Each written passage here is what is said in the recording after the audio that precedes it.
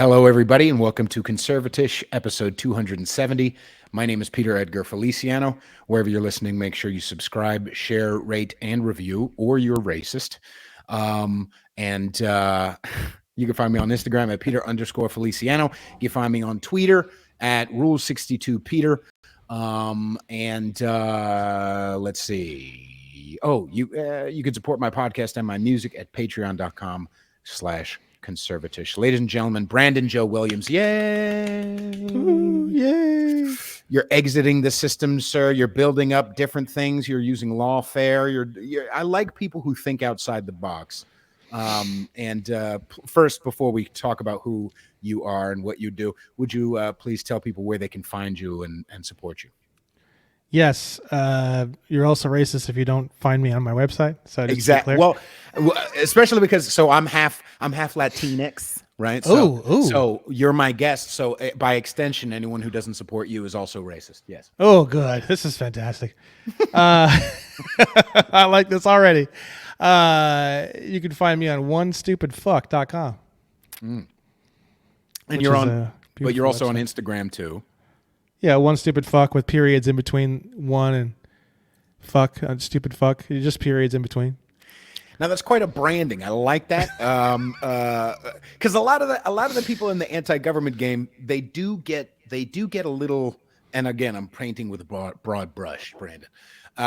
But I like to call us the "Leave Me the Fuck Alone" brigade, right? Whether it be conservatives, anarchists, libertarians, essentially anybody but those motherfuckers. Anti-lizards. Sometimes it gets precious. Sometimes it's like, the Ben Shapiros and the Steven Crowders and the, like everybody, I can't say the N-word and I can't, Anyway, I respect everybody, do what's right for you. For me, I knew at the start of this show, I was like, I need to have zero breaks because eventually, you ever heard of Patrice O'Neill? No. Patrice O'Neill is the greatest comedian of all time, passed away in 2011. And he said, I can never, like with my type of comedies, like I could never get a job at Disney. You know what I mean? Because eventually me and my lady will get caught at a movie theater playing around in the back. It's like, so I'll lose that deal. I might as well just be myself fully from the jump. And so I appreciate the one stupid fuck branding, sir. Yeah, hell yeah. I made a lot of money in marketing and sales, and I got kind of bored of it, and I decided I wanted to do something exciting. So I bought the username, and I already had the branding ready to go, but I didn't know what exactly I was going to do with it yet for about a year. And then I had some issues with the company that I took over, and then I started doing some research trying to get myself out from underneath the employment development department here in California, which is like the payroll mafia police, Nazis, right? Right. And when I found all this stuff, I said, hey, this is it. This is what I've been looking for in terms of getting this brand plugged in. And it all kind of married together. And then that's how One Stupid Fuck was born. And then I started my website was just all text-based March 14th of 2022. And then I, after a while, I released everybody wanted an audio visual. They wanted a video. Oh, give me videos. Give me this. Give me that. No. I said no because a lot of this, all of this requires you to be able to read. So for all the people who don't want to read, there's no point in me getting you started on this because you're just going to not go anywhere. So I said no for a long time. And then finally I was like, all right. And then I created my free course, and I launched that in July 2nd of 2022. And in that course, I say multiple times, hey, if you don't understand this, if you're upset about something in this, go down to the farmer's market, get yourself a nice girthy cucumber, and jam that fucking thing straight up your ass, you stupid fuck. I don't care. Don't call me. Don't message me. Don't fucking waste my time with your ignorant bullshit. Basically, I said that many times throughout the course, right? And I didn't think anything of it. Well, come to find out, all my fans just absolutely loved that particular say. There's a couple. There's one part where I talk about how lawyers are circus seals sucking dicks from every direction and like that, like super loud. So that part of the course got like some fan love, but the cucumber stuff just went like through the roof. So I actually, as you can see here and on my website, I turned the cucumber into my entire brand. I transformed myself into a cucumber. So that is the cartoon expression. I have 3 different logos, all of which are me and a cucumber, as a cucumber in a Borat mankini, because that was ribbed? also, huh? Is it ribbed? Well, yeah, talking dill? it's What are got we to be talking? pickled. It's a pickled Okay. cucumber, so it's basically a pickle because it has to have the knobs. Yeah, Yeah. without the knobs, it just wouldn't be the same. So, for her pleasure, obviously. Right, but be careful if you have hemorrhoids. That's all I'm saying. It's if you gotta see. This is the type of shit. This is the juice. I feel like a lot of times, like sometimes people get lost on the process of exiting, the process of living sovereignty, the process of whatever, and forget what we're fighting for. Forget what we're and that's an interesting thought, because you also talk a lot about like that this isn't a fight necessarily. This isn't a battle in many aspects, and we'll talk about that. But where it's just like, okay, but can I say fuck? Like, can I make jokes? Can I, it's not just I want to, own chickens and process my own, this and that, and just stare off into the sunset on my property forever and ever, amen. Like, I also want to talk shit. I also want to make music. I also want to, like, that's what I'm doing this for, protecting the human experience. And vulgarity is a part of the human experience, humor, connection, honesty, intrinsic value. Yeah. Oh yeah. The politics space. It's absolutely crazy because I just don't really feel like I fit into the politics like demographic. I go on a lot of political shows, and people believe sort of at the outset that I'm involved in a political situation, but then I think by the end of the show, I think most hosts realize that I'm not really in the political spectrum at all, which is really a very unique place to be positioning wise in the marketplace, because I go on a lot of conservative shows because a lot of conservative shows are starting to become very upset, and they're really, really, really, really desperate for some sort of actionable thing that's not going to get them killed or put in prison, which a lot of people think that what I'm doing is going to get them killed or put in prison, but in actuality, totally not. We don't have absolutely any issues with any governmental tax or law enforcement agency. If anything, like you mentioned at the beginning of the show, I'm not even anti-government, really. I mean, to be totally honest with you, as far as I'm concerned, you repeal the 14th Amendment, and I mean, things clean up real nice. I mean, it's not that complicated. If you get rid of the 14th Amendment, you get rid of Federal Reserve notes, so we have gold-backed currency instantly. You get rid of the corporation called the United States, which is located in the District of Columbia. You get rid of the FBI. You get rid of the CIA. You get rid of the IRS. You get rid of the police, because only the sheriff's office would remain after that.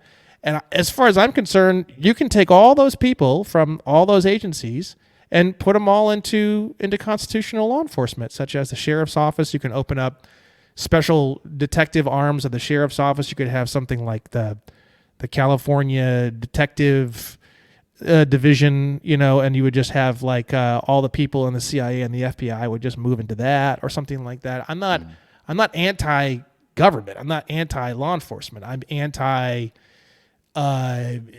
chaos, anti-ridiculous bullshit that needs to be changed and corrected and fixed. Whether it's small government, whether it's larger, I think we'd probably be better off with the smaller government, but that's just a personal thing. I don't necessarily beat the drum for that, just to be clear. I could really care less. Do you feel like an element of where you're coming from then is more of, yeah, those guys are doing that thing over here and I'm doing this? Like we can kind of not coexist, but... Well, the thing is that, I usually do a presentation on these shows to go through some of the basic definitions and laws, and I can do that. But nobody in America, and conservatives are usually pretty shocked about this, realizes there's actually 2 different countries here. There's one country, which is the 50 independent nation states, which are all independent nations legally. Every single of the 50 states of the Union are actually independent countries, basically, legally. And then you have that's called generally in law, United States of America. Then you have a second country called United States, which is the District of Columbia, and it's U.S. territories. So you've heard the term U.S. territories? Mm-hmm. That's specifically referring to territories that are exclusively owned and are considered the exclusive extension of the jurisdiction of the District of Columbia, which is Guam, Puerto Rico, Virgin Islands. I believe American Samoa, and there's a couple other ones. Places that no one really knows and no one really visits and no one really lives there overall in the grand scheme of things. So when you're going down this rabbit hole, you realize that a U.S. citizen is somebody who lives in United States, not somebody who lives in the United States of America. So a U.S. citizen is someone who lives in that second column. Right. It's somebody who lives in the District of Columbia, Guam, Virgin Islands. Actually, American Samoa, even if you did live in American Samoa, you still wouldn't be a U.S. citizen. That one's a really unique one. Okay. But besides that, you'd be, a U.S. citizen. It's mainly in law referring to the District of Columbia, right? Somebody who lives in one of the 50 states of the United States of America, the Republic, are actually called non-citizen nationals. And that's actually the legal term. So if you look at like an I-9 form, like here, I can actually if you wouldn't mind, I'll do a screen share on this. Please do.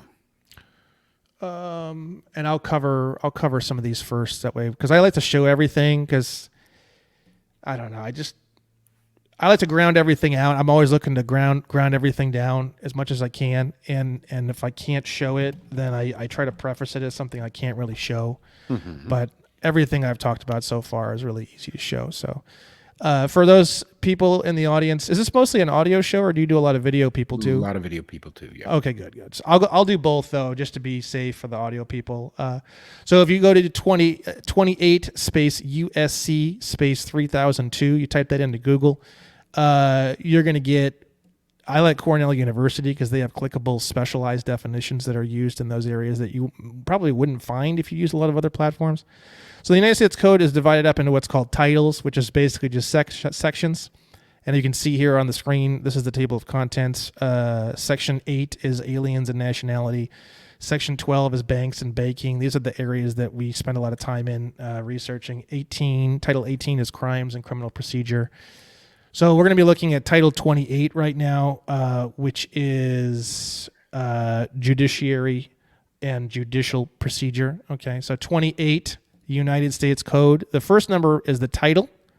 Second part is what body of law you're looking at, and then the third is the section of that title. Okay, this S means section. This sometimes you'll see two S's in the circle. That means subsection. Okay, it's a legal thing.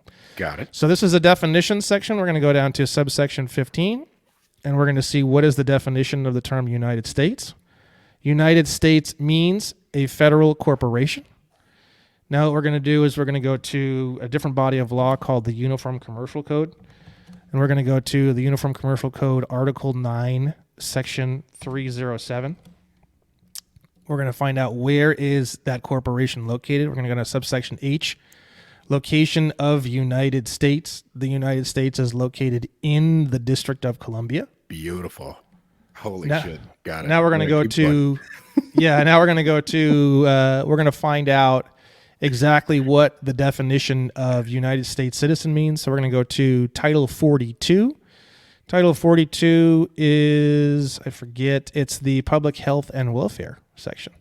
So if we go down to Title 42, down to Section 9102, subsection 18, this is long, but we only need the first part to really figure out what this means. United States citizen means any individual who is a citizen of the United States by law, birth, or naturalization.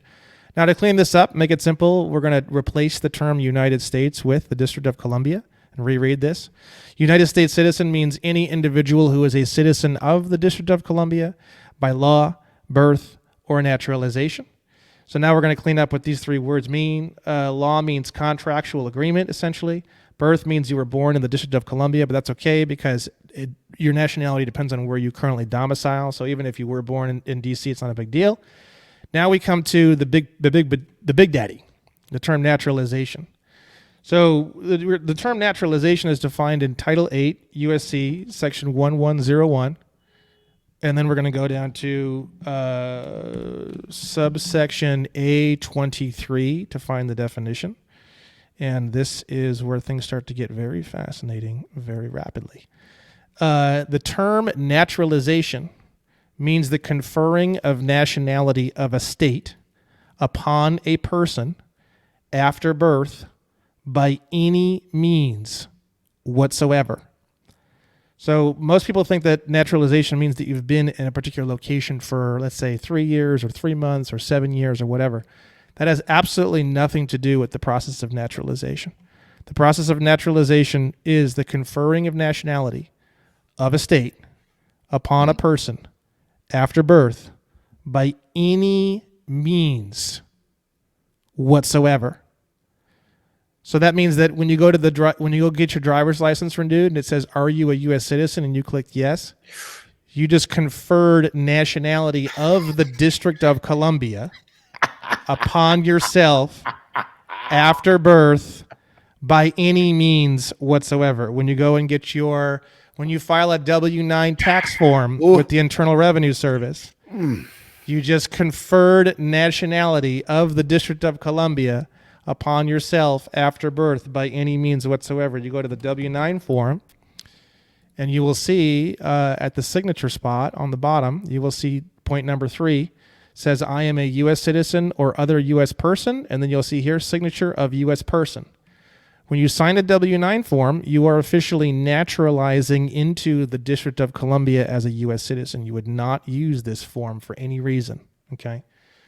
So basically, this rabbit hole goes a little deeper than this. For example, the definition of the word state, the definition of the word nationality. I can show you what that means as well, because it's pretty wild. Because I researched all this. I tried to figure all this out, right? So if you go to Black's Law and you start looking up the definitions of these words, you'll find a lot of them mean the same thing. For example, body politic means a state or nation or public associations. A society means an association or company of persons generally unincorporated united together by mutual consent in order to deliberate, determine, and act jointly for some common purpose. In a wider sense, the community or public, the people in general. And then you have the definition of the word state.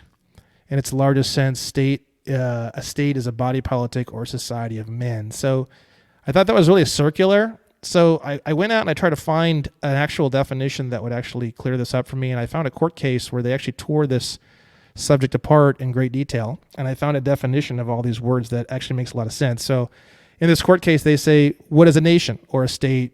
You know, what is the definition of these terms? And they say it's an independent body politic, a society of men united together for the purpose of promoting their mutual safety and advantage by the joint efforts of their combined strength. But every combination of men who govern themselves independently of all others will not be considered a nation. A body of pirates, for example, who govern themselves are not a nation. To constitute a nation, another ingredient is required. The body thus formed must respect other nations in general and each of their members in particular. Such a society has her affairs and her interests. She deliberates and takes resolutions in common, thus becoming a moral person who possesses an understanding and will peculiar to herself and is susceptible of obligations and rights. So essentially, what is a nation or a state? It's a group of individuals that act sort of the same way that the cells cohese together into an operating human body. It's basically the exact same thing with good internal tranquility and then also good external tranquility. So the definition of a nation or a state comes down to essentially good diplomatic relations internally and externally. As long as you have a group and that group has good internal and external diplomatic relations, by definition, it's a nation. So that means your home is a nation, your family is a nation, your job is a nation or a state, your online gamer group is a state. These are all states. States are not solely defined by the 50 independent nation states that make up the United States of America. There are micro nations and stuff like that that are being made inside of the United States that have nothing to do with the 50 states of the Union. That's not the definition of the word state. The definition of the word state has nothing to do with location or territory. So you're already involved in a bunch of nations and states. And what's funny is the only one you identify as is a U.S. citizen, but the only place that you're not is the District of Columbia. So it's actually really funny because most people don't live in the District of Columbia, but most people identify only as existing inside the District of Columbia, when in actual fact, You're involved in many states, many nations, many societies, many body politics by definition. So to become a national or a non-citizen national, all you have to do is just confer the nationality of any of those states or all of those states upon yourself after birth by any means whatsoever, and clear up to the fact that you're not a U.S. citizen and you don't live in the District of Columbia, and then you become a 8 U.S.C. 1101 subsection 821 national, means a person owing permanent allegiance to a state. So once you hit that point, at that point, you can look up the I-9 employment eligibility form, and you'll see that there's two slots. Slot A is a citizen of the United States. Slot B is a non-citizen national of the United States, right? Okay. So this is how it all breaks down, essentially. There's two entirely different. So the way it works is you're actually both a national and a citizen at the same time, and you can see that at 8 U.S.C. 1401. Nationals and citizens of the United States at birth. So this one covers how you actually have both. You actually have a nationality and you have a citizenship, right? And what we're doing is essentially we're retaining citizenship, but we're getting rid of, we're retaining nationality, but we're getting rid of citizenship. So 26 U.S.C. 877A has an expatriation definition. And what we're doing essentially is we're going through an expatriation process, which is very different than renunciation, by the way. Renunciation is when you get rid of both your citizenship and your nationality, which is not recommended by us. We don't see any point or any advantage in doing so. That's the one where you have to actually go to the embassy and you have to actually like take an oath and you have to actually like pay money. It's really ridiculous. You have to pay money but expatriation is completely free and it's extremely easy. So the definition of expatriation is any United States citizen who relinquishes his citizenship. So the people who have the Internal Revenue Code is very clear. Only U.S. citizens have a tax liability. So once you go through an expatriation process, retain nationality, become a non-citizen national of the United States, and you clean up all the times that you've naturalized into the District of Columbia, you basically wake up and you don't have a tax liability anymore.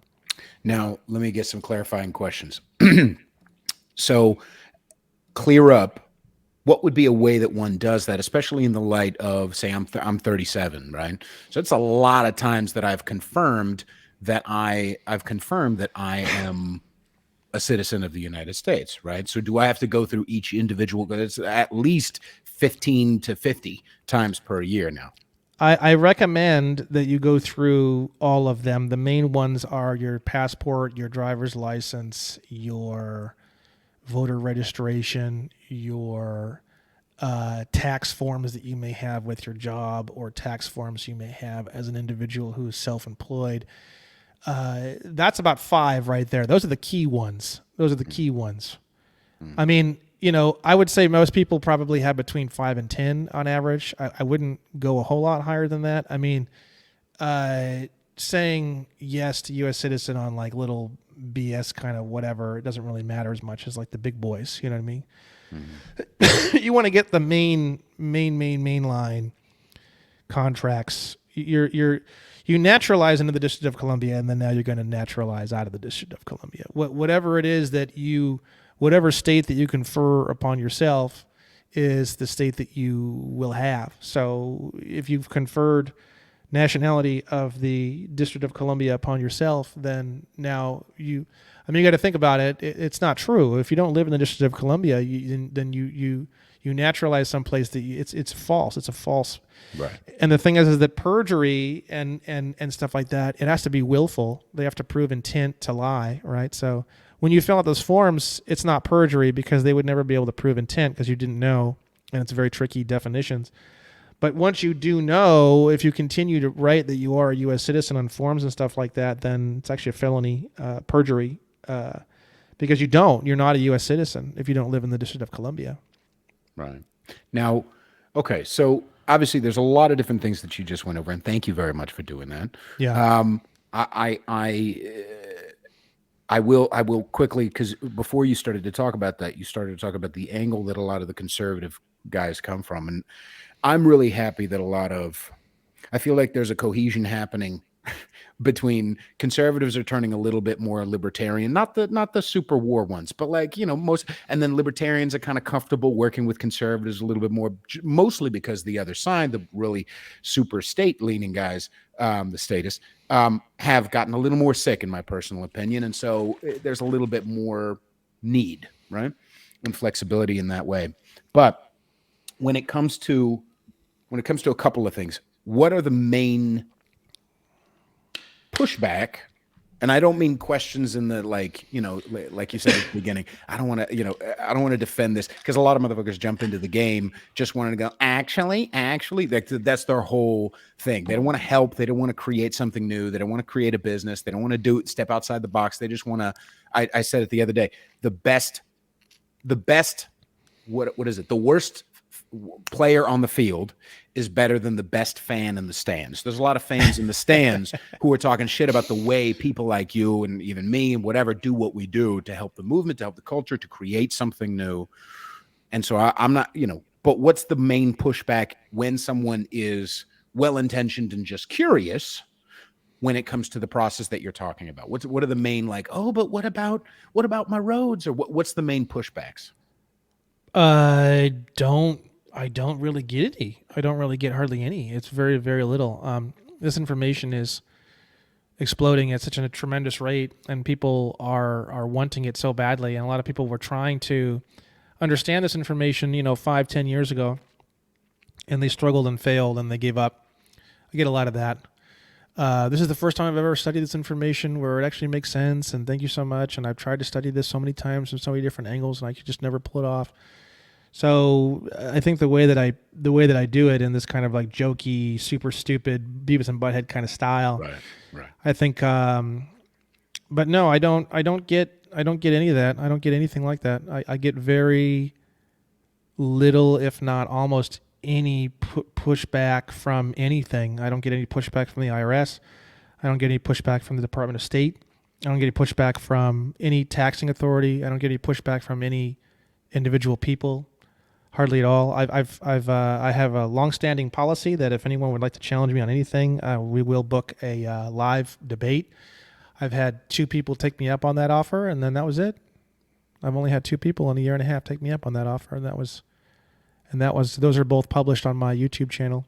So no, I don't have any issues. I ground everything that I do so much that I have all the evidence and all the definitions and all the quotes from these various codes and everything all culled together, and there's just not really a whole lot to talk about. Most of it's just actionable, and I think that's why it's getting so big so fast, because all the people on the right that are looking for something actionable, they find that in my material, and I think that's what's so big. Right.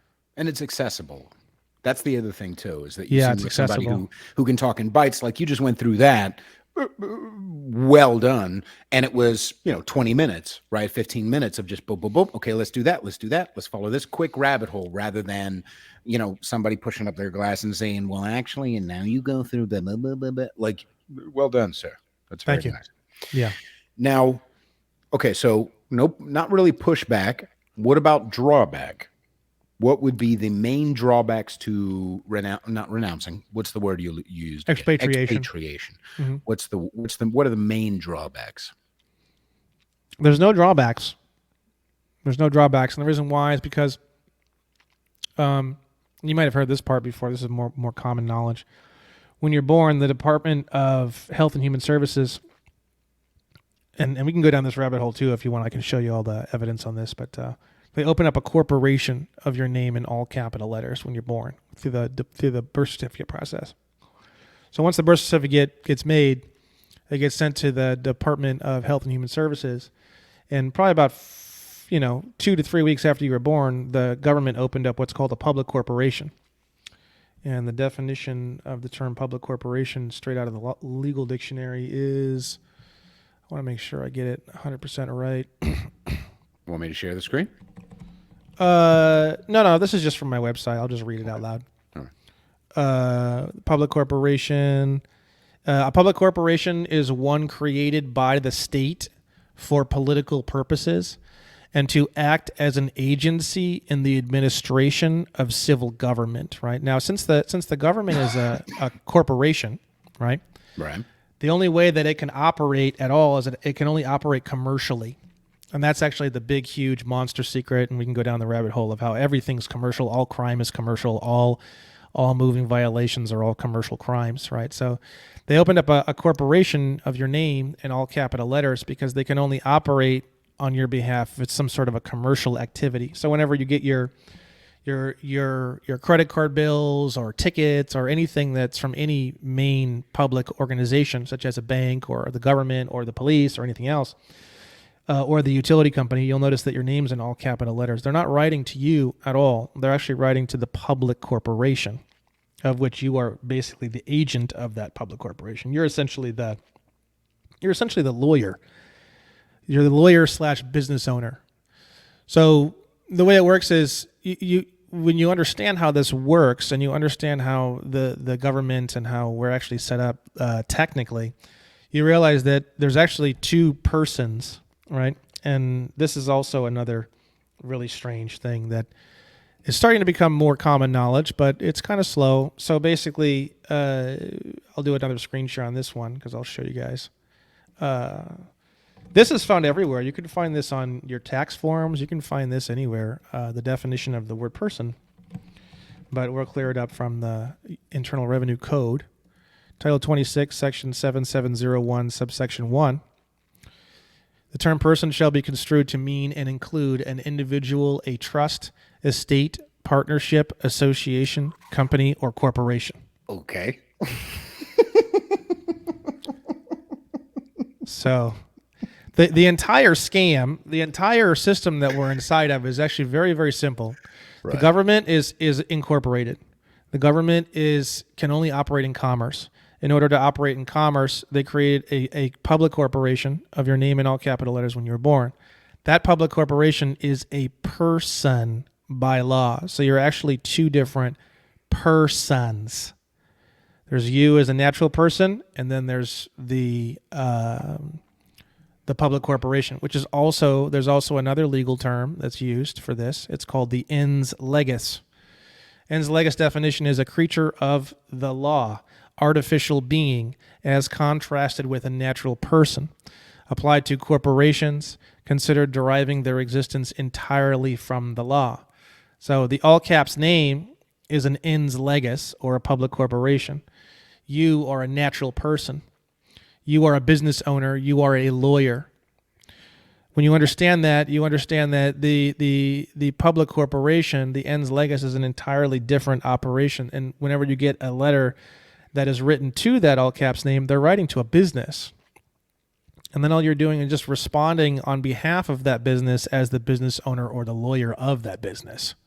I see. So when you understand that, life becomes a lot less scary and a lot more manageable because they're not writing to you. None of these government organizations, the IRS is not writing to you, the bank is not writing to you, the local courthouse is not writing to you. None of these places are writing to you. They're hoping that you identify as that ens legis. Got it. Now, that includes even if I don't capitalize my own name. Well, you would capitalize your name whenever you were referring to the public corporation. You own a business once you understand this information. That business is your name in all capital letters.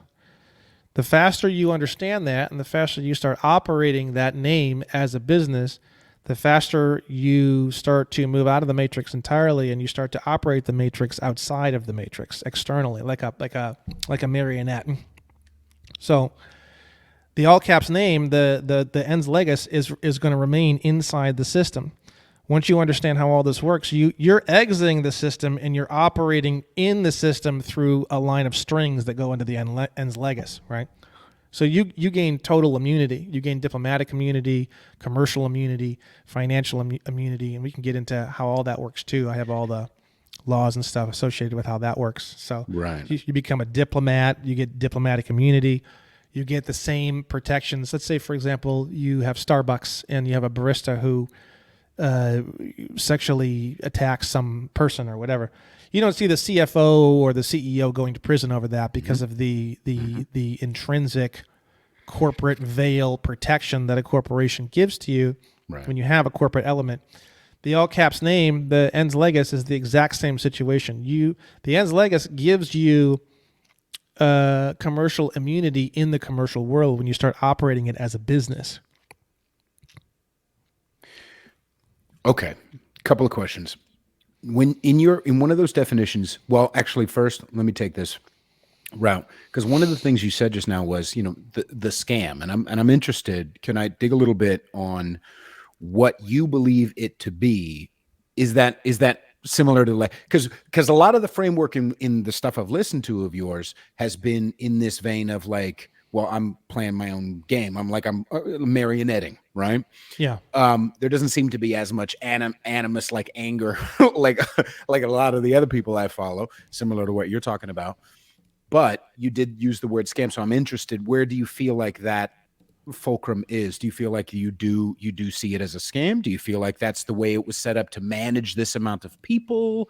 What do you think it is?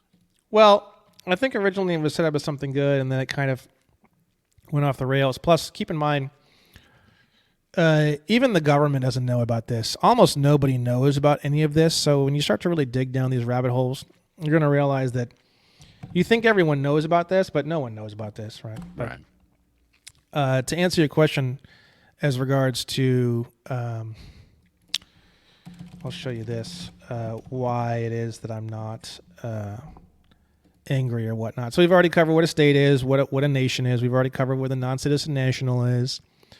We've already covered that there's two different countries. There's one that's incorporated and then one that's not over there, right? Mm. So this is actually one of the key elements as to how all this works and why I'm not anti-government at all. I mean, I'm not really anyways, because it's actually pretty simple to handle the government. Like I said, you just remove the 14th Amendment and the government, the whole country will instantaneously heal within 24 hours of almost all of its ailments. 90% of what's going on in this country, you repeal the 14th Amendment and we're going to have essentially like a utopia, essentially. Right.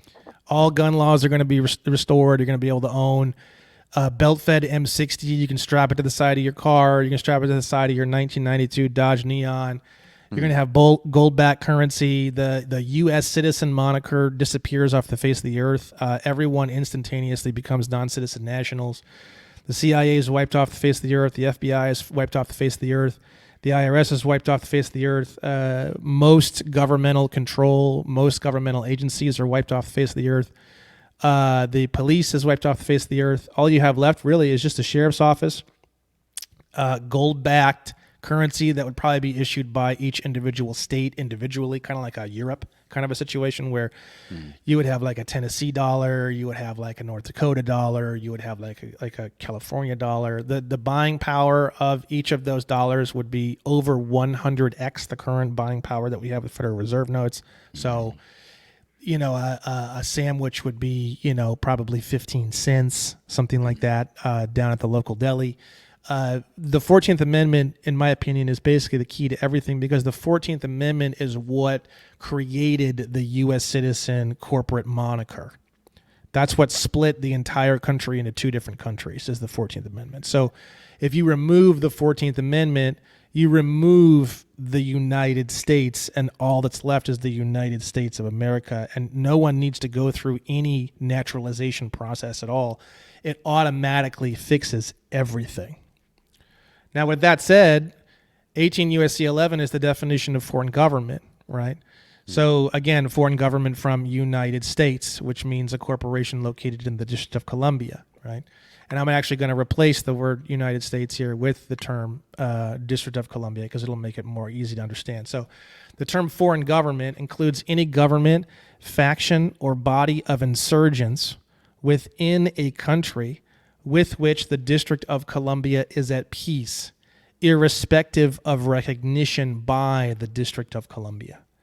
So the problem is that when you are not at peace with the District of Columbia, then you do not have the diplomatic immunity that is granted to you as a foreign government. You do not need any sort of official recognition. You don't even need to let them know you're there in order to be officially classified as a foreign government and to officially gain diplomatic immunity, which you can find a lot of information about. That's kind of diplomatic immunity that you will get in 18 USC 112, which covers protections of foreign officials, official guests, and what's called internationally protected persons. So these are the different terms that I use to describe myself. I don't say U.S. citizen. I actually use these terms here. I can use the term, there's 6 different terms, actually.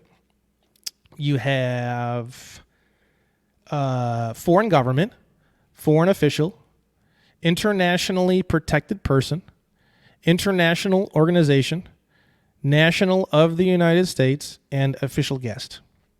Those are the 6 terms that I use to describe my situation, depending on what I'm doing and where I'm at and what's going on, right? So non-citizen national is also another term. Californian is also another term. Californian means that it's when you go back to when this all started, when the 14th Amendment was first ratified, there was a series of Supreme Court cases called the slaughterhouse cases, right? I remember you talking about this, yeah. The slaughterhouse cases is the first place that they really tore apart what the different types of the difference between nationality and citizenship. At that time, originally, they called it federal citizenship and state citizenship. So a state citizen is someone who lived in one of the 50 Union states. A federal citizen is one of the slaves that were being released.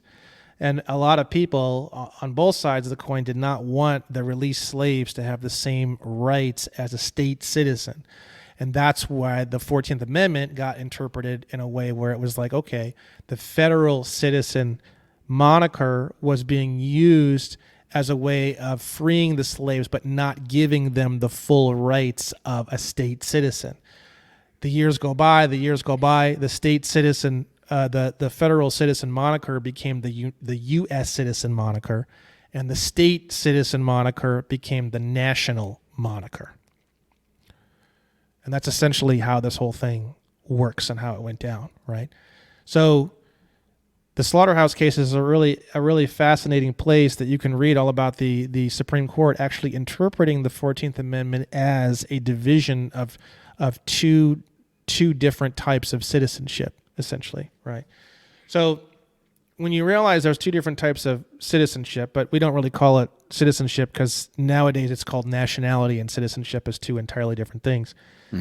You're able to get rid of your citizenship while retaining nationality. It's very easy, and you just do it through conferring that nationality upon yourself after birth by any means whatsoever. It's literally as easy as simply saying that of which is true and clarifying that of which is true in some sort of professional or official capacity. It doesn't really say that. It doesn't even say official capacity. Hell, it doesn't even say that you can do it on yourself. It says upon a person, meaning I could actually technically, as per the law definition, I could actually confer nationality of a state upon you.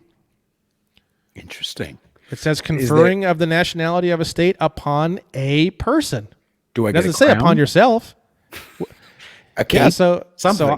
I created my own nation called the Amnesty Coalition, and I'm the king of the Amnesty Coalition, and I've let everybody know about it. I've conferred nationality of that state upon myself after birth by any means whatsoever, many, many times from every freaking direction. I make it very clear on all of my documentation, my invoices, my websites, everything. I've sent many documents all to every single government agency. I've done my passport, my driver's license, everything. Voter registration is gone.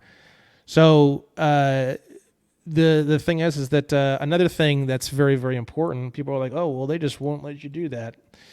You know, ironically enough, we don't have any issues with any of this. As soon as you send in absolutely any affidavit or absolutely any letter or anything conferring nationality of a state upon yourself after birth by any means whatsoever, they're very, very rapid to approve that. They're quiet about it. I just did another screen share. I'll show you one more thing. The UN is not the greatest organization in the world, as I'm sure you're aware, No. but Declaration of Human Rights, right? It's very, very easy. We've never had an issue with this, but if anyone ever did have an issue with this, it's very, very easy. Article 15, Section 2 of the UN Declaration of Human Rights. No one shall be arbitrarily deprived of his nationality, nor denied the right to change his nationality. So let's say, for example, you were trying to apply at USC 1101 subsection A23, and you were conferring nationality of a state upon yourself after birth by any means whatsoever, and someone challenged you on that situation.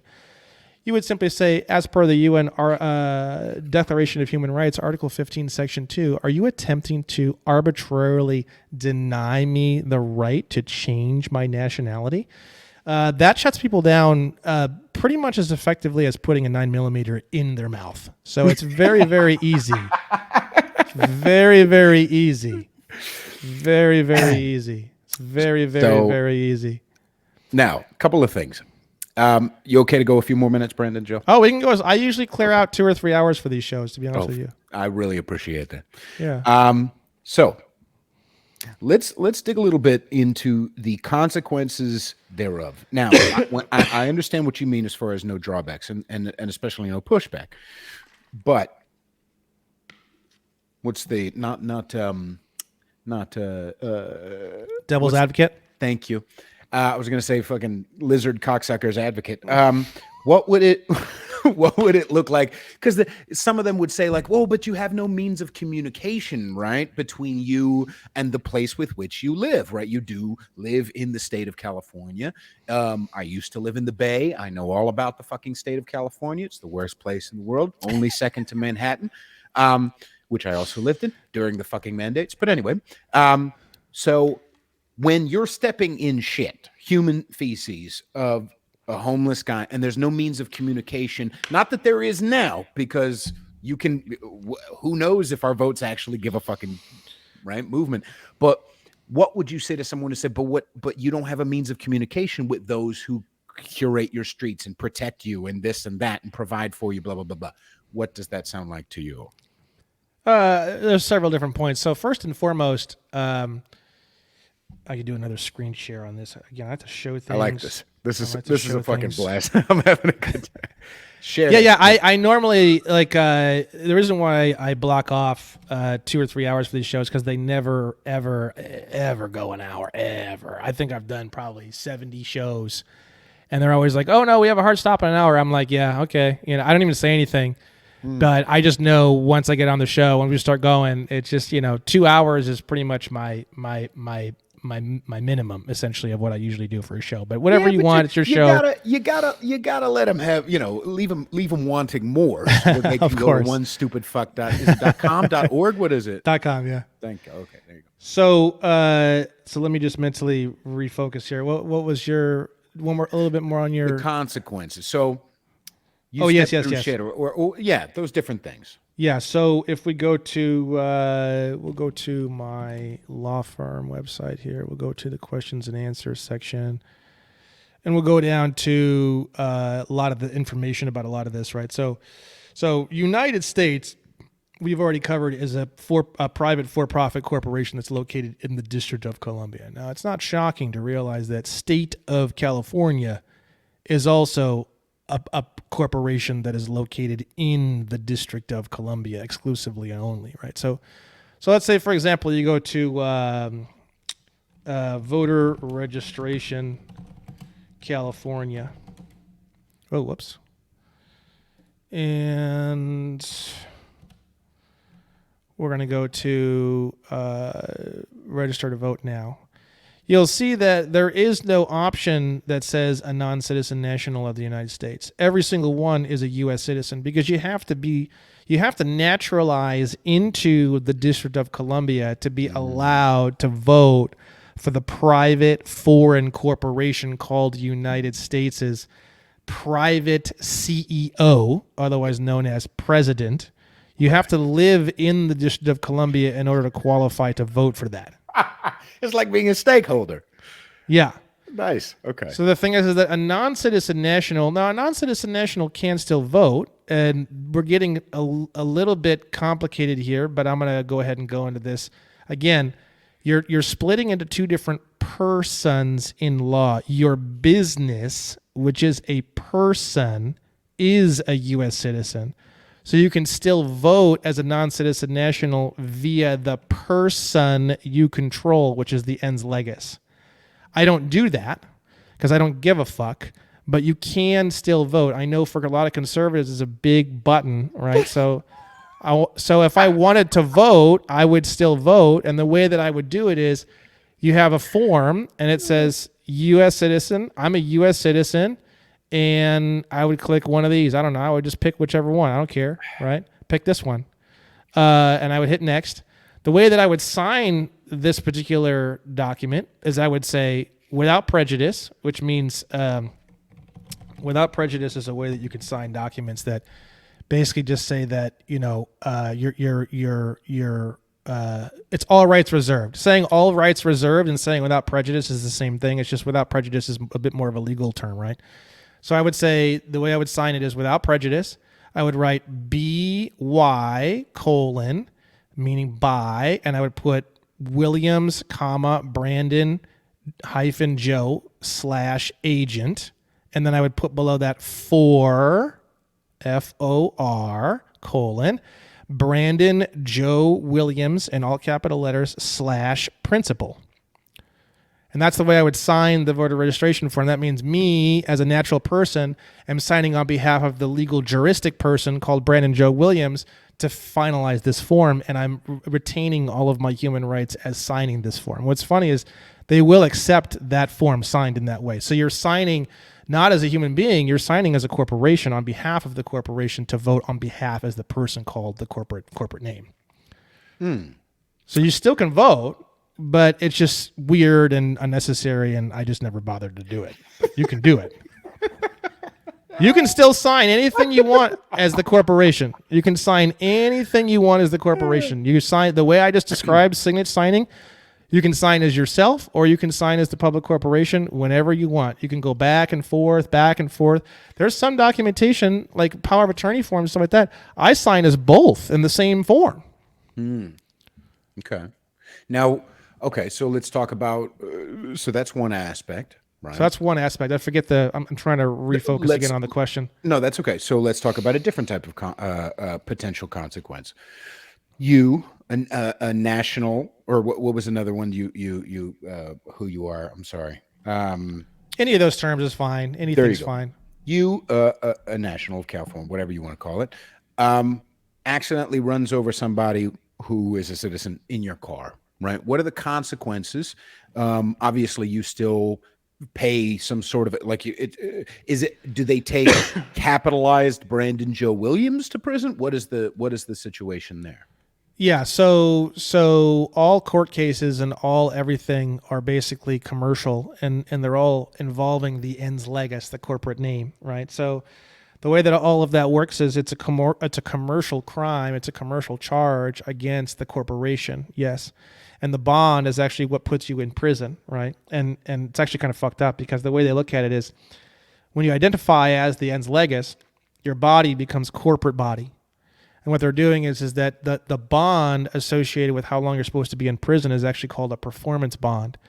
They hold the corporate body in the jail, which is called an escrow, in order to complete the performance of the performance bond, which is the prison sentence. It's actually a commercial situation. If you find the QSIP numbers and the identifying things that identify that particular bond, there's actually legal procedures that you can go through to discharge that bond and eliminate that bond. If you eliminate the bond, then they can no longer hold you in the prison. It's all commercial. It's an entirely commercial basis. They create securities based off of those bonds. They sell them on the CRIS network, which you can look up online. You can find it for yourself. They don't hide this information at all. They're not hiding any of this information at all. There's an entire private securities market where they securitize all of these bonds, right? So there's two types of bonds, right? There's a performance bond and a payment bond. So very simple. A performance bond is a promise to do something. Payment bond is a promise to pay something. For example, a ticket. People don't realize when you get pulled over, that ticket has nothing to do with any sort of payment. Nothing. It's actually a performance bond, and it's a promise to show up in a courtroom at a certain day and time. They give you the option to convert the performance bond into a payment bond if you so choose. You can convert the performance bond into a payment bond and then pay it to discharge the bond, right? That's actually the definition of the word ticket. But there's a million different ways to discharge a performance bond. There's a million different ways to discharge a payment bond without ever having to send in any money. So say you go to the court date and you fight your case. At what point throughout that, even if you're saying, well, I wasn't guilty or whatever, is pleading guilty, that is, maybe this is part of the different trees of ways you can react to it or answer to that bond, right? But if you get found guilty, is it then now that you are like, okay, now even against your will, you can be, if you didn't sign any paper that said, okay, I'll do this performance bond of going into prison for 2 years for hitting somebody accidentally, where along that line, I'm not saying, I'm not advocating that there should be no consequences for motherfuckers who kill people. No, I'm saying, what does it look like for an actual ticket? Let's say a speeding ticket. You go there, you sign this paper, you took this form that said, okay, I'll show up on November, blah, blah, blah. You go and you show up on November, blah, blah, blah. You talk to the judge deems you guilty of actually speeding. And is there, I mean, I'm not saying that there is a way around it, but is there, like, well, yeah, because in most states, So the 13th and the 14th Amendment made involuntary servitude illegal. Okay. And even if we get rid of the 14th Amendment, we still have the 13th. So we're not getting rid of that by getting rid of the 14th. We're only getting rid of all the horse shit with the 14th, right? But when you realize, one of the biggest realizations is, again, everything's commercial, right? Everything has to be commercial for it to be anything having to do with anything. And involuntary servitude is illegal. Voluntary servitude is completely legal. When you sign these bonds, you're the one creating them. So the way it works is the police officer is actually basically a securities officer, and he pulls you over and he draws up a security. What you're doing is you're signing that security, bringing that performance bond into existence by voluntarily submitting yourself into a servitude situation, right? Now you say to yourself, well, if I don't sign it, they're going to beat the fuck out of me and drag me out of the car in the whole 9 yards. Now that is most of the time true. So what's the solution? The solution is that when you understand the way securities work and you understand how when you are the one who is in power when it comes with security, there's actually a term for it called holder or holder in due course, right? When you start to study what a holder is and what a holder does is you can actually sign the documentation and you can write any instructions as to the exchange of that documentation that you want, right? Now, for example, what I recommend and what I teach when it comes to a lot of this stuff is, and I'll do another screen share, is you actually are going to endorse, kind of like what you see on the back of a check, right? You see the word endorsement. Well, the word endorsement is actually a lot more than what people think it is. The word endorsement, it's the release or manufacturing or instructions involving the actions or exchange of any security, whether it be a performance bond or a payment bond. So you're actually the one in the driver's seat writing the bond in that moment when the cop gives you the ticket to sign it. It's very, very easy, right? So what we did is we went and we requested a lot of original copies of mortgage documentations, because what people don't realize is a promissory note, all it has to be a promissory note, and Federal Reserve notes, by the way, the little green pieces of paper that you use to buy shit and send into these credit card companies, they're called notes. Notes are promissory notes. I can get into this a little bit. This is kind of a little bit of a deeper rabbit hole. So if you go to the Bill of Exchange Act, which you think you're getting bills in the mail, you're not getting bills in the mail. You're getting bills of exchange, and you can see that right here.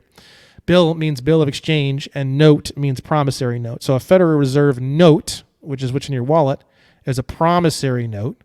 And what you're getting every single month from the credit card company is a bill of exchange. And you can go into how that works and what that means and all sorts of good stuff, right? Here's a definition of holder. Here's a definition of endorsement.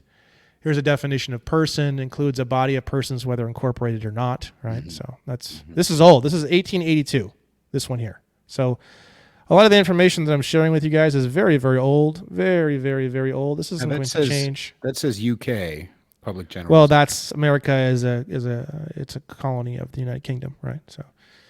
So wait, now? Yeah. God damn it. All right. We need to, all right. So when you receive a ticket from a police officer, right? Now these are endorsements that were stamped on mortgage documentation. Okay. Now the reason why is because the mortgage documentation, the actual application itself becomes a security when you sign it. And what they do is they go and they swap that security for Federal Reserve notes. So the second you sign for your car, the second you sign for your mortgage, the second you sign for anything, you paid off the entire loan instantaneously the second you signed it.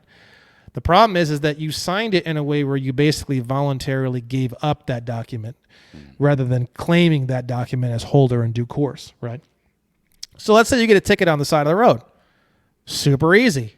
You write on it, without recourse, pay to the order of Brandon Joe Williams, in all capital letters, by, you sign here, and then below that, you're going to write in normal capitalization, not all caps, Brandon Joe Williams /agent. Now, what that does is you're saying, fine, I'm going to create this performance bond, but the value of this bond, once it's paid, is payable to me. Now, the police officer won't have a fucking clue what you just did. He will always accept that bond as manufactured. And then once it gets sent into the courtroom, basically, essentially, the bond discharges off of itself. So as soon as it gets to the courtroom, as soon as it gets to the courthouse, the bond just vanishes, essentially, because the value of the bond is payable to you. You're claiming that bond as it's yours, and people need to pay you for it, right? So you can actually force the police station to actually pay your bond to you. You can actually convert the ticket into something that the police officer has to pay you for. Okay. Now, two things. Have you talked to someone, or have you had this experience yourself? Me personally, no. But we have a really large community. We have a lot of people. We're doing a lot of tests on this. So yeah, this is what mortgages do to cash in your all car notes, all promissory notes, all mortgage notes, all business loans, all COVID loans, all personal loans. The banking or financial institutions, they take those applications and they write that exact same endorsement on them, and they get the full value of that promissory note exchanged for Federal Reserve notes. So every single so what's funny is the banks and the lending institutions aren't actually loaning you anything.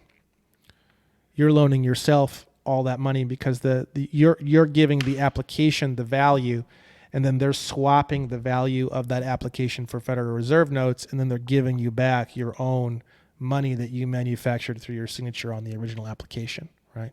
Right. And once you understand how that whole process works, and once you understand the ins and outs of how that works, you can walk into a car dealership and you can sign the documentation in a certain way, and you can walk out with the car free and clear with no payments, because the application for the credit becomes a cash transaction. The application itself becomes cash. You convert the application into cash. Everything's commercial and everything is a security. There is no real money. Real money by definition is gold and silver coins. And that comes from the Law Dictionary, and it also comes from Article 1, Section 10 of the Constitution. There is no real money. Everything in the entire society is Federal Reserve notes. Notes are promissory notes. Promissory notes are securities. When you understand how securities work, you can manufacture securities out of thin air. You can turn applications into cash. It's all just money magic, all of it. Until the gold, silver backed currencies come back, it's all money magic. The only thing that ties down currency and preventing a person from being able to do all these magical tricks is by tying it down with precious metals. Okay. All right. So, okay. Let's make believe the 14th went away. Wet dream right there. Right. Now, what would be, because there is objective morality, whether we like it or not, or at least mutually agreed upon within different states, at least, or different principalities, and within those states, or county law, whatever the fuck. Someone accidentally kills somebody, right? In a let's go back to that. Someone kills somebody with their vehicle. They were drunk, blah, blah, blah. Now, if it wasn't based on this promissory note bond, what would that potentially look like? If Brandon Joe Williams had his dream. It would look exactly the same as pre 1871 America. So you'd have just the sheriff's office. You wouldn't have the police. And it would be all the same kind of process. You would have a grand jury. You would have a grand jury indictment.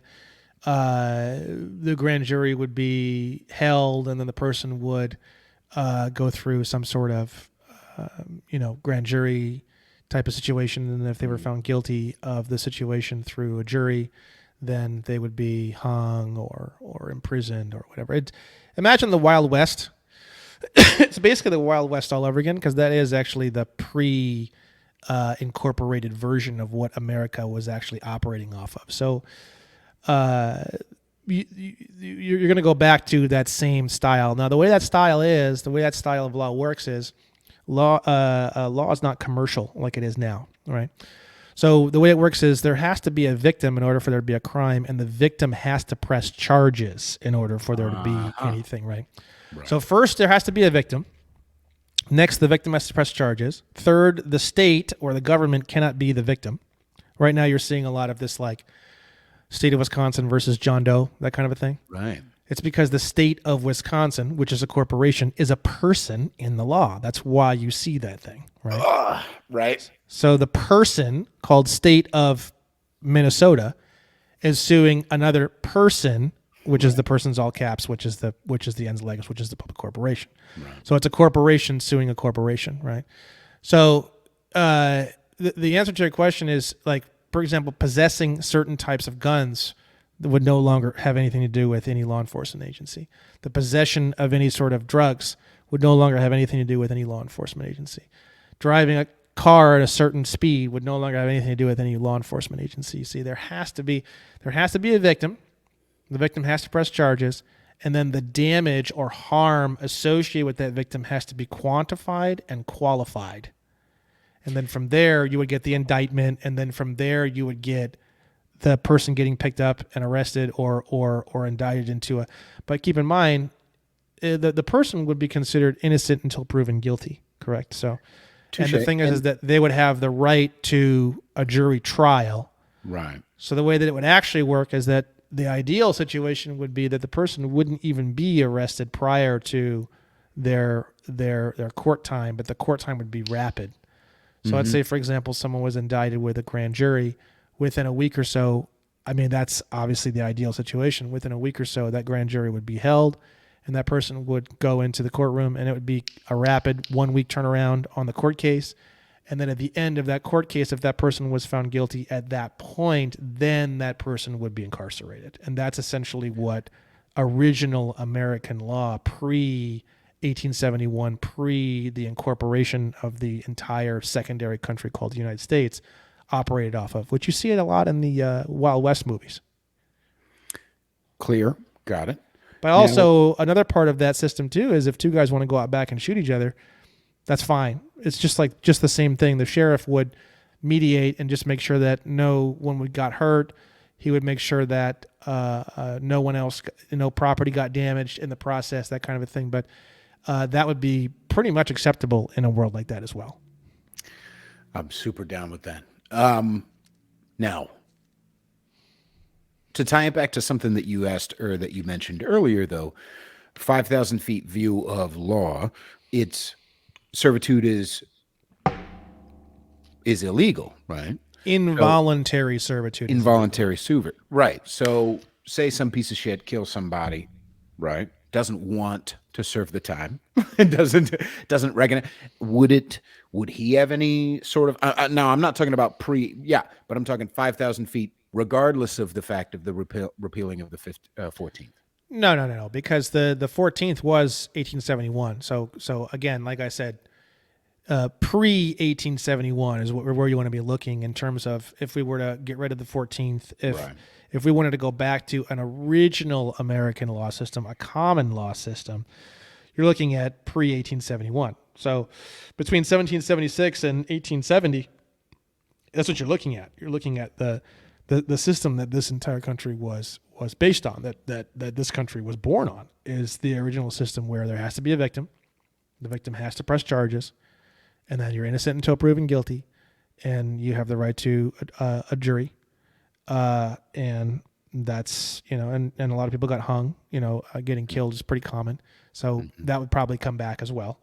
If you killed someone, then it's an eye for an eye. You are going to get killed.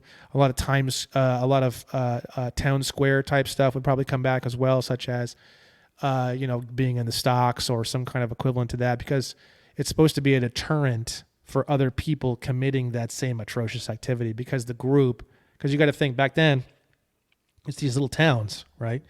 So it's like, let's say you have a teeny little town. If there's 80 people, there's no internet, right? So they hear down at the courthouse something's going on. All 80 people show up.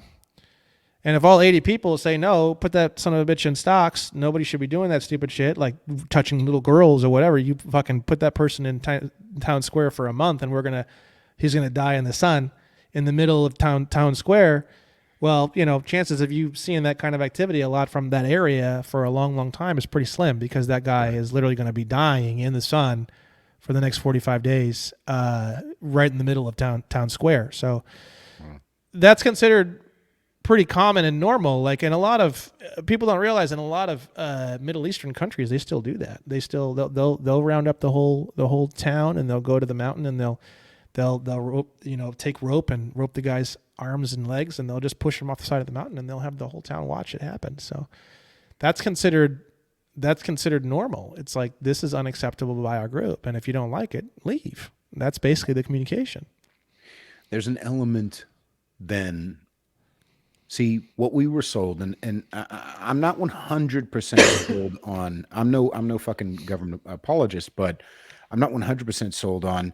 Not that you need to, but what I'm asking, or what I'm trying to piece apart here, is the idea of what we were sold is, we got safety, though. We got safety, and we got protection under the law, blah, blah, blah, by essentially signing our fucking asses over to this government body, over to this corporation, right? We got safety, right? We got communication, and look at all the stuff that we have, and distractions, and bread and circus, and all this fun shit, right? But throughout it, I'm also seeing a lot of people over and over, and especially at growing numbers, say, well, but it's not fulfilling its promise of safety. It's not fulfilling its promise of health. We're not actually able to sue Pfizer, as an example. We're not able to. I just saw that Pfizer is getting a team of lawyers together, because it looks like there's going to be an avalanche of of vaccines lawsuits. Right? Our taxes, not yours, God bless you, our taxes paid to create the vaccine and to protect the vaccine manufacturers, and paid the salaries of the people who mandated it, right? So is it working out, everybody, the way we're doing it? Can we adjust, et cetera, right? Well, there's a lot of angry people in my arena, as you've mentioned earlier, which is very, very true. I don't associate with any of these people, because they lose their foreign government status. Like, for example, I hate to use him as an example, because I actually like the guy and I like what he's doing. But, like, let's say, for example, Alex Jones, right? He wouldn't have the protections of a foreign government. He wouldn't really have the protections as being a non-citizen national. He would essentially be, I hate to say it, but in a technical sense, if you're a non-citizen national and you're not at peace, they look at you sort of like an international terrorist body, right? And I know there's a lot of people who are like, oh, they use that, everybody's an international terrorist. Well, Yeah, because anyone who's foreign to them that isn't in agreement with what they're doing and is violent toward them or expresses any sort of outward non-peaceful activity, which even the word peace has a definition. Again, it's the tranquility enjoyed by a group, and then also that tranquility is shared from that group to other groups, which is actually like the short version of the legal definition. So diplomatic relations is actually the key to the definition of the word peace, having good diplomatic relations, right? So having good diplomatic relations with the foreign corporate zone called United States, otherwise known as the District of Columbia, is it's important, right? And the thing is that we do have a society that operates pretty darn well. Okay, we do have a society where things are actually not so bad, and a lot of the guys in my arena, like I was saying, they're very angry. They're like, oh, cops are out of control and they're beating the fuck out of everyone and they're doing all this stuff. They're really not. I mean, yeah, sometimes people get killed and yeah, sometimes some things happen, but in the generalized run of the mill activity, the worst thing that happens to most people is they get pulled over and they get a ticket that they don't want and they don't even try to fight it. And I've done things like I think it's a TR 105 trial by declaration form before I even knew about any of this more advanced stuff, just the typical bullshit where you send in, I stand by my plea of not guilty, which is what you can do here in California. It's helpigotaticket.com. It's really like not even close to the stuff I'm doing, but it's just like super basic. You just send in a letter that says it's a trial by declaration. It's a trial by letter. You send that thing in, you say, I'm not guilty. Prove that I am. And you'll win like 70% of the time. So it's the real issue here is that people freak out and they get really angry and they say the police are out of control because they got handed a performance bond of which they signed into existence by a rolling corporate securities officer. And the thing is that you get pulled over, you get so fucking mad. It's got nothing to do with anything. You've got a rolling corporate securities officer that has pulled you over and said, according to these corporate bylaws, you violated this particular thing, and now we need you to manufacture a performance bond. And you're saying, and the thing is that you don't have to fight that at all. You're the holder. You're the holder in due course of that performance bond. You write the rules of that performance bond. Right. If you're a stakeholder in Facebook, and Facebook's doing censorship, what a surprise, everybody, and you complain about what they're doing, you can always just take your stake out. Yeah, it's kind of the same idea, right? So have I ever been beaten by the police? No. And then they say, well, it's because you're not black, and we get into that whole conversation. I've literally talked to cops that tell me that is true. So I do realize that's an issue. I do realize that that's a problem. So, it is what it is. I don't really know what to say. I mean, to be honest with you, when you start to really dig into what I'm doing, a massive percentage of people who are doing the research and who are heavily involved in this kind of arena is black. They're all black guys. Right. You take the black guys out of the equation in terms of the sovereignty or the learning law movement, and you take out probably 60% of the whole movement instantaneously, right? So, right. And I think there's some real validity behind that. Obviously, they're struggling with a lot of the same issues. I mean, when slavery was legalized, the black moniker was literally the U.S. citizen moniker.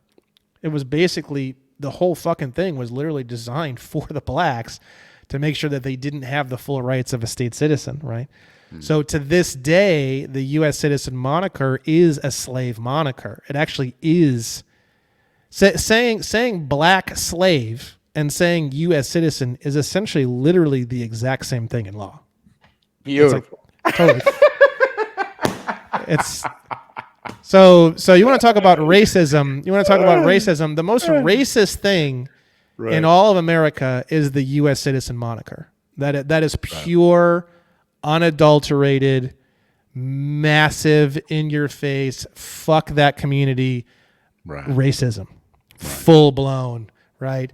So, even the left talks about systemic racism, but we actually do have a systemic racism. It's called the U.S. citizen moniker, right?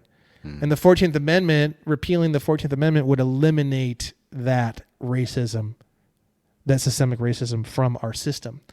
And it is the primary aspect of, if you removed the 14th Amendment, you would remove all of that, of which is basically the foundation for racism in this country. Jeez, I like that. Yeah. I'm exhausted, and I have to. This is people who listen to my show. I am a ranting son of a bitch, and I love myself. But this is the least I've ever talked on an episode, and I'm down, brother. I appreciate you, Brandon. But No, it's all good. I normally don't have a lot of. I have some questions, and that's it. It's basically always the same thing. We're starting to get some hosts that are more familiar with this information, so that's pretty interesting how those conversations go. But out of the 75 shows, I've had maybe 4 that have had any exposure to any of this. So it's kind of. I have a friend in New York. And she's talked a lot about common law, and I haven't picked her brain about it a lot, but I am very interested, and I was over at the international. What is it called? The INC last year, or in February here in Austin. I've got my fingers in all kinds of like hippie, sidestepping the state, blah blah blah stuff, and I love it. If you would have told me 5 years ago that I would have, or 6 years ago that I would have labeled myself a conservative, I would have thought you were fucking nuts. And if you had told me 2 years ago that I would have rose quartz right over there and be talking about getting a farm together and have someone on my fucking show to talk about naturalization, I think so. Well, the conservative movement as a whole is sort of like a giant pressure cooker that is starting to fail, and you're starting to see there's certain, you can imagine almost like a big vacuum cleaner looking thing, and it has these little bolts on it. Some of the bolts are starting to blast off, and you're starting to get this like massive steam coming out of it, right? Right. Those people that are being disenfranchised by the system, and they're realizing that everything they do and say has absolutely nothing to do with anything. They go through this process, and I went through the same process because I was actually ranting and yelling and screaming all through the entire COVID Trump era during that whole thing, right? They're going through this whole thing where they're building up, and they hit a breaking point. That breaking point, there's so many people right now that are going through that experience that they're all flowing into my arena, right?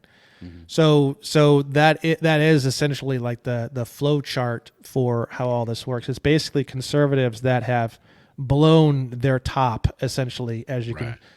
And that's essentially what the national movement is. But I don't know of any left-leaning people that have ever involved themselves in this. But when I talk to left-leaning people, it's not an anti-left movement. It's an anti-duality movement. It really is an anti-duality movement. Mm-hmm. There is no duality in this arena. I've said it a million times. I'm like, guys, you're afraid of Trump, the dictator, right? You know what's a great protection from Trump, the great dictator? Guns. So why are you supporting getting rid of guns to not be able to protect yourself from the potential of right? So principles before personalities. But I've seen a lot of that too, and I've had. That's why I feel like it's a part of the process, and everybody's different, but everybody's kind of the same. And I say process with a capital P because I feel like it's spiritual in nature. And a lot of motherfuckers who are like, come on my comments, and it's not a lot. I have a ton of love. But the people who come on my comments who are like, yeah, but conservatives are just as sick, or Trump is just as whatever. And I'm no MAGA whatever anymore. But I also say, like, but let the people who are waking up to the cognitive dissonance of no longer being just asleep, let them have their process too. Sometimes their anger at the left looks like going full on like GOP, whatever. Let them have that process. And I'm not talking about the politicians because they're lizards. I'm talking about the people who are eventually going to come to the middle and realize, fuck it, and come exit. And that looks like a lot of different things. But the infighting, I think, I love your thoughts on this. The infighting is part of the good process. I think it's a part of codifying right? Meaning when the culture wars of like ANCAPs versus libertarians, and you don't get in the Mises and the blah blah. I'm like, yeah, this is all good, guys. This is good. This is how we sharpen ourselves, right? I feel like it's just as far as culture alone. I mean, yeah, it's sort of like you ever heard of the term dialectic materialism? No.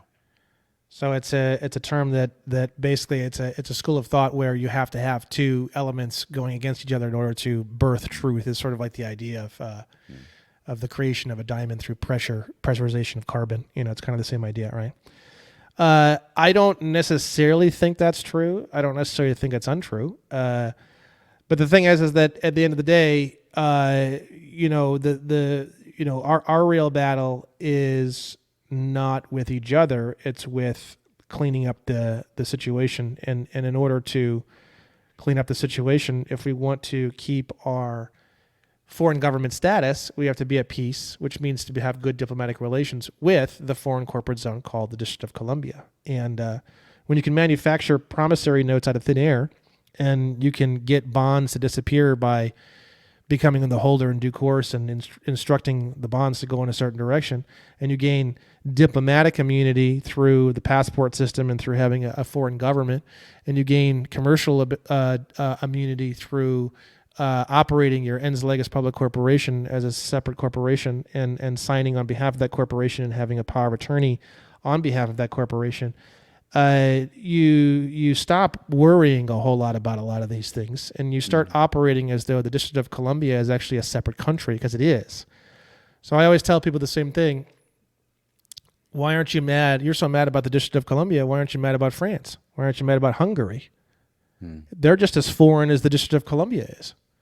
The thing is that when you really start to understand the structure of America, you start to realize that there is no government. The United States government is a private for-profit corporation that's located in the District of Columbia that's totally separate, has absolutely nothing to do with the unincorporated 50 independent nation states of the Union. Then you realize that State of California is also a corporation located in the District of Columbia, traipsing around as though it's the government of the actual California Republic, which is an entirely different location. And when you realize that I live in the California Republic, but Gavin Newsom has absolutely nothing to do with what I'm doing, and all of his laws that he passes are actually corporate bylaws that only apply to the people who have naturalized into State of California. Beautifully. So the thing is that, you know, the beautiful thing about California is living in California without having to pay sales tax, without having to pay state tax, without having to pay federal income tax, without having to worry about any sort of government overreach, vaccination. I don't have to worry about any of that because I don't live in State of California and I'm not naturalized as a citizen of the State of California. So it's actually very, very simple. You wake up to a void. There is no government here. It's total anarchy. All of the 50 independent nation states are anarchist states. It's just that everyone who lives there as though basically the entire country is structured on paper as though everyone lives in the District of Columbia. Right. That's how it works. I like this. I'll end with this, sir. Do you like what you do? Oh yeah, I absolutely love it. This is fantastic. This is a real way to like repeal the 14th Amendment. Repeal the 14th Amendment. You love America. You love America, what America should be, what America actually is, the historical beauty of the original woman called the United States of America pre-1871. Very easy. Very, very easy. You just toss that 14th Amendment right out the fucking window. You've got a rebirth of the United States of America that will make you cry for years in joy. I mean, you will be walking inside of a living painting, the likes of which Van Gogh could never hope to achieve, called the United States of America. Truly. Amazing. Everybody, please go to One Stupid Fuck. I like that transition. Yeah, right. OneStupidFuck.com. Where else can people find you? I think you're One Stupid Fuck, one.stupid.fuck on Instagram. Yeah, I mean, if you go on my website, I have links to my YouTube channel. I have links to my Instagram. I have links to my Facebook. I have links to all the podcasts. Huge, massive list of podcasts, all there.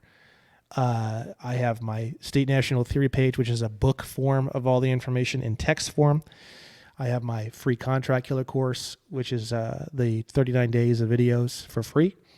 And I've got a whole bunch of other good stuff there too. So it's all free. You rock, dude. Thank you so much, Brandon Joe Williams. Wherever you're listening, make sure you subscribe, share, rate, and review. You can find me on Instagram at Peter_Feliciano. And I'll go ahead and end the recording now. Perfect.